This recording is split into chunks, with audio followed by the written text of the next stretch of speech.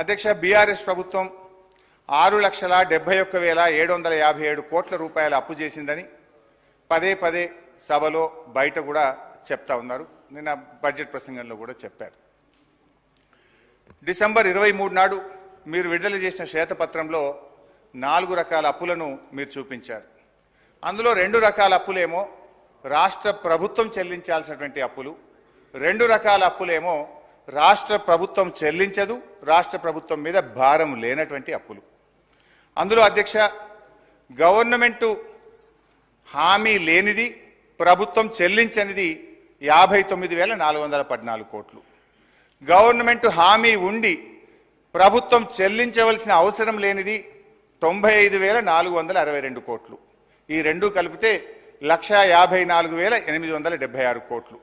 అంటే మీరు చెప్పిన 6,71,757లో ఈ 1,54,876 కోట్లు తీసేస్తే అది 5,16,881 కోట్లు. దీంట్లో మా ప్రభుత్వం ఏర్పడే నాటికే చేసినటువంటి అప్పులు మాకు వారసత్వంగా వచ్చింది 72,658 కోట్లు. దాన్ని కూడా తీసేసినప్పుడు 4,44,223 కోట్లు. ఈ 4,44,233 కోట్లలో వారసత్వంగా ఉమ్మడి ఆంధ్రప్రదేశ్ ప్రభుత్వం నుంచి వచ్చిన, అంటే ప్రభుత్వము హామీ ఇచ్చి ప్రభుత్వమే చెల్లించేటువంటి ఎస్పీవీకి సంబంధించిన 11,609 కోట్లు ఉన్నాయి. దాన్ని కూడా మనం తొలగించినట్టయితే 4,32,614 కోట్లు. మీరు శ్వేతపత్రంలో కూడా కొంచెం ఇంటెలిజెంట్గా పెట్టారు. అది ఏం పెట్టారంటే, మా ప్రభుత్వం దిగిపోయే నాటికి ఎంత ఉంటుందో పెడితే బాగుండు. వీళ్ళు ఏం పెట్టింది, ఎఫ్ఆర్బిఎం లోన్స్ 2023-24 బిఈ, అంటే మేము డిసెంబర్లోనే మీ గవర్నమెంట్ వచ్చింది. డిసెంబర్, జనవరి, ఫిబ్రవరి, మార్చ్ 4 నెలల్లో తీసుకుపోయే అప్పును కూడా మా ఖాతాలు వేసింది. గ్రేట్. అయితే ఆ డబ్బు ఎంత అంటే 6,115 కోట్లు. ఈ 6,115 కూడా తీసేస్తే నెట్ మా 10 ఏళ్ల పాలనలో తెచ్చిన అప్పు 4,26,499 కోట్లు. వాస్తవం ఇదైతే ఒకవైపు 7,000 కోట్లు 7,000 కోట్లు అని చెప్పి ఒక 7 లక్షల కోట్లని దుష్ప్రచారం చేస్తూ ఉన్నారు. అయితే ఇక్కడ అధ్యక్ష, కొన్ని విషయాలు కూడా వారికి చాలా అనుభవం ఉంది, సభలో కూడా ఉన్నారు. నేను అక్కడ ఆర్థిక మంత్రిగా ఉన్నప్పుడు అనేక సందర్భాల్లో బట్టి విక్రమార్క గారు సిఎల్పి నాయకుడిగా మాట్లాడుతుండేవారు. ఈ 4,26,499 కోట్లలో కూడా కొన్ని ప్రత్యేకమైన పరిస్థితులు, కేంద్ర ప్రభుత్వ నిర్ణయాలు, కరోనా లాంటి ప్రపంచమే గడగడలాడి దేశం మొత్తం గడగడలాడినటువంటి ఒక ప్రత్యేక పరిస్థితి 2 సంవత్సరాలు వరుసగా మనం ఎదుర్కొన్నాం. ఈ 4,26,499 కోట్లలో అధ్యక్ష, వాస్తవానికి ఏం జరిగింది, కేంద్ర ప్రభుత్వం 2 నిర్ణయాలు తీసుకున్నది.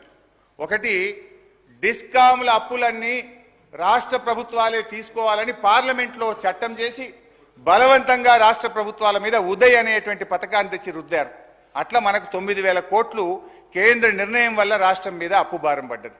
2, 14వ ఆర్థిక సంఘం నుంచి రాష్ట్రానికి గ్రాంట్గా రావాల్సిన డబ్బు, దేశంలో డబ్బు లేదు, కొంత ఇబ్బంది ఉన్నది, గ్రాంట్కు బదులు మీరు అప్పు తెచ్చుకోండి అని ఓ 2,459 కోట్లకు ప్రత్యేకంగా కేంద్ర ప్రభుత్వం దేశం మొత్తం నిర్ణయం తీసుకున్నది. తెలంగాణ కోసం కూడా గ్రాంట్గా రావాల్సింది బడ్జెట్లో పెట్టుకున్నది, గ్రాంట్గా ఇవ్వకుండా అప్పు తెచ్చుకోమని కేంద్ర ప్రభుత్వం నిర్ణయం తీసుకుంటే అదొకటి మన మీద భారం పడ్డది. రెండిటికంటే ముఖ్యం, సరే కేంద్ర విధానపరమైన నిర్ణయాల వల్ల దాదాపు 11-12 కోట్లు మన రాష్ట్రం మీద భారం పడ్డది. రెండవది కరోనా. మనం ఎప్పుడైనా జిఎస్డిపిలో 3% అప్పే తెచ్చుకుంటాం, కానీ కరోనా వచ్చినప్పుడు దేశం మొత్తం కూడా ఆర్థిక మాంద్యం వచ్చింది, ప్రజలకు ఉపాధి అవకాశాలు దెబ్బతిన్నాయి. ఈ దేశ భవిష్యత్తును దృష్టిలో పెట్టుకొని, రాష్ట్రాల్లో ప్రజల భవిష్యత్తును దృష్టి పెట్టుకొని కేంద్ర ప్రభుత్వం ఏం చేసిందంటే 2 సంవత్సరాలు వరుసగా అదనపు ఎఫ్ఆర్బిఎం ఇచ్చి మీరు క్యాపిటల్ ఎక్స్పెండిచర్ చేయండి, ఖర్చు పెట్టండి, ఆర్థిక అభివృద్ధికి తోడ్పడుతుంది, డబ్బు చలామణిలో లేకపోతే ప్రజలకు ఇబ్బంది అవుతుందని 2020-21లో 1.75% అదనంగా జిఎస్డిపి అప్పు తెచ్చుకోవాలని 17,558 కోట్లు కరోనా మొదటి సంవత్సరంలో తేవాల్సి వచ్చింది. కరోనా 2వ సంవత్సరంలో 1% 10,784 కోట్లు తేవాల్సి వచ్చింది. అంటే ఈ వరుసగా 2 ఏళ్ల కరోనా వల్ల ఒక 28,000 కోట్లు, ఒక 12,000 కోట్లు కేంద్ర ప్రభుత్వం యొక్క విధానపరమైన నిర్ణయాల వల్ల. ఈ రెండు కలిపితే దాదాపు అనివార్యంగా 41,159 కోట్లు కరోనా మరియు కేంద్ర ప్రభుత్వ నిర్ణయాల వల్ల మనం అదనంగా తీసుకోవాల్సి వచ్చింది. అంటే ఈ 41,000 కోట్లు కూడా తీసేస్తే నార్మల్ ప్లాన్ లో 10 ఏళ్ల మా పాలనలో మేము చేసిన రాష్ట్ర ప్రభుత్వం కట్టే అప్పు ఎంత అంటే 3,85,340 కోట్లుగా తేలింది. కానీ మీరు తిమ్మిని బమ్మి చేసి వాస్తవాలను వక్రీకరించి 7 లక్షల కోట్ల అప్పు చేసిందని చెప్పి ప్రజల దృష్టిలో మీరు తెస్తా ఉన్నారు అధ్యక్ష. ఇన్ఫాక్ట్ ఇక్కడ ఇంకొక విషయం కూడా చెప్పాలి అధ్యక్ష. అప్పులు ఎడాపెడా చేశామని, ఎక్కడ దొరికితే అక్కడ తెచ్చామని చేశారు. కానీ మేము బాధ్యతతో చేశాం. మేము ఆస్తుల కల్పన కోసం చేశాం. అవకాశాలున్నా మేము అప్పులు తీసుకోలేదు.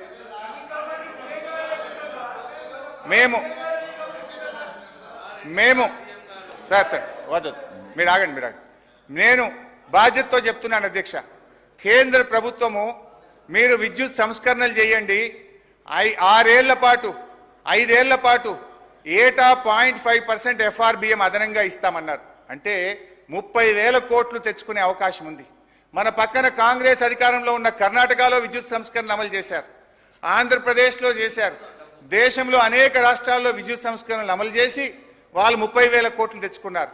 ఇదే సభలో సభానాయకుడిగా ఉన్న కేసీఆర్ గారు నా గొంతులో ప్రాణముండంగా విద్యుత్ సంస్కరణలు అమలు చేయను, ఆ 30,000 కోట్లు మాకు అవసరం లేదు, ఒక పని తక్కువ చేసుకున్నా సరే విద్యుత్ సంస్థలను ప్రైవేట్ పరం చేయము, మీటర్లు పెట్టము అని సభానాయకుడిగా చెప్పారు. నిజంగా అప్పు పుడితే మేము తెచ్చుకోవచ్చు అనుకుంటే ఆ 30,000 కోట్లు తెచ్చుకొని ఉండేవాళ్ళం కదా. మేము ఆ రోజు ఆ అవకాశం ఉన్నా కూడా దాన్ని వినియోగించుకోలేదంటే మా బాధ్యత ఈ రాష్ట్రం పట్ల, భవిష్యత్ తరాల పట్ల ఎంత బాధ్యతాయుతంగా వ్యవహరించామో కూడా ఒకసారి గుర్తు తెచ్చుకోవాలి. అధ్యక్ష, హరీష్ రావు గారు 1 minute.